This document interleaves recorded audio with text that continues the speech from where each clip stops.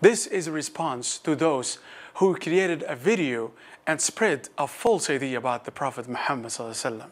When talking about the Prophet Muhammad sallallahu alaihi wasallam, keep in mind that he is talking about the greatest individual in history, and this is not a baseless claim. Yes, this is not a baseless claim.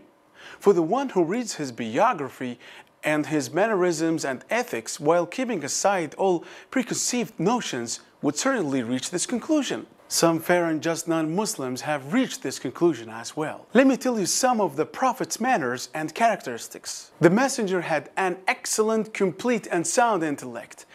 No man has ever had an intellect as complete and perfect as his. This becomes clear to an individual when the researcher reads the Prophet's biography and understands the state of affairs, his meaningful and inclusive utterances, his traditions, and his good manners, ethics, and moral character, his knowledge of Torah and Gospel and other divine scriptures, and his knowledge of the statements of the wise, and knowledge by gone nations, and ability to strike examples and implement policies and correct emotional manners. He was an example and paradigm to which his people could relate to in all branches of knowledge, acts of worship, medicine, laws of inheritance, lineage, and other matters as well. He knew and learned all of this without reading or examining the scriptures, those before us, nor he sit with their scholars. The Prophet Muhammad sallallahu alaihi wasallam was wise to the fullest extent of his mental capacity. Allah, the Exalted,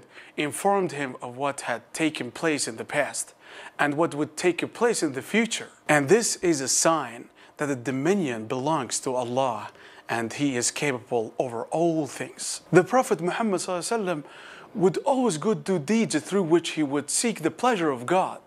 He was abused and harmed when he invited people to Islam. Yet he was patient and endured all of this and hoped for the reward of God. The Prophet Muhammad ﷺ was honest and sincere in all his matters. The Prophet Muhammad ﷺ was a living example for all humans to follow. Aisha, his wife, was asked about the manners of the Prophet. She said his manners were the Quran. In this statement, Aisha meant that the Prophet Muhammad ﷺ abided by its laws and commands and abstained from its prohibitions. The Prophet Muhammad ﷺ had a great forbearance. One of his companions came to the Prophet Muhammad ﷺ, complaining about a tribe who refused to accept Islam and asking him to curse them.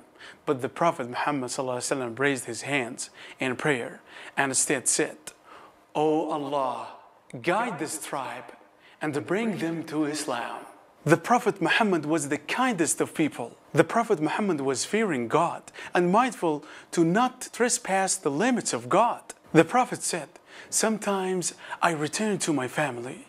I would find a date of fruit on the bed. I would pick it up to eat it, but I would fear that it was from the charity, and thus threw it back on the ground." He helped and assisted his family members with their chores, but when the call of the prayer was heard, he would stop everything and leave to attend the prayers. One of the companions of the Prophet Muhammad ﷺ said, "I have never seen a man who smiled as much as the Messenger of God. He was so honest and humble. He visited the sick, whether Muslim or non-Muslims. The Prophet Muhammad ﷺ at his house was like any man. He washed his clothes, milked his sheep, and served himself." The wives of the Prophet Muhammad ﷺ, why did he marry 11 women? After the death of his first wife Khadija, the Prophet Muhammad ﷺ married 11 women. All were divorces, except Aisha. 6 of his wives were from the tribe of Quraysh, and 5 were from different Arabian tribes. The Prophet Muhammad ﷺ married 11 women for a number of reasons.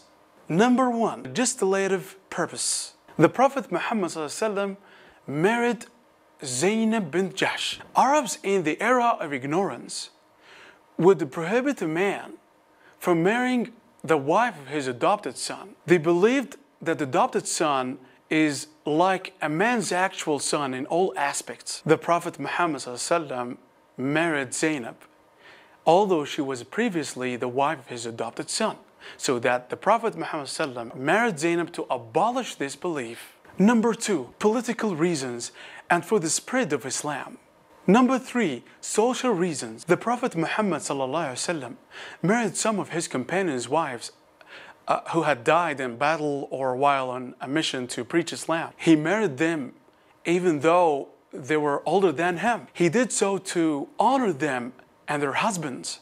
And keep in mind, all wives of Prophet Muhammad were not virgin, nor were they young or beautiful. So how can anyone claim that the Prophet Muhammad was lustful? He just followed the practice of previous prophets, just like Moses, who no one objected to the plural marriage. And finally, what did they say about Muhammad? Muhammad himself, after all that can be said about him, was not a sensual man.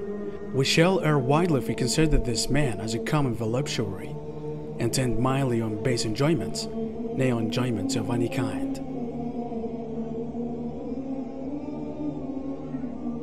The German poet, Wolfgang Goethe, I looked into history for a human paradigm and found it to be in Muhammad.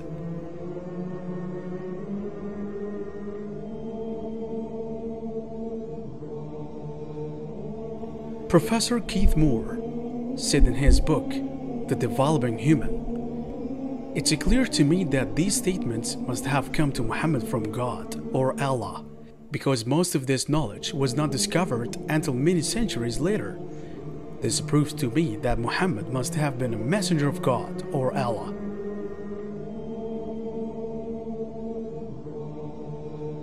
My last word for Muslims: don't think that if you change your logos or mottos or your phrases, that would bring victory. No. Following the noble manners and ways of Prophet Muhammad would bring victory, definitely.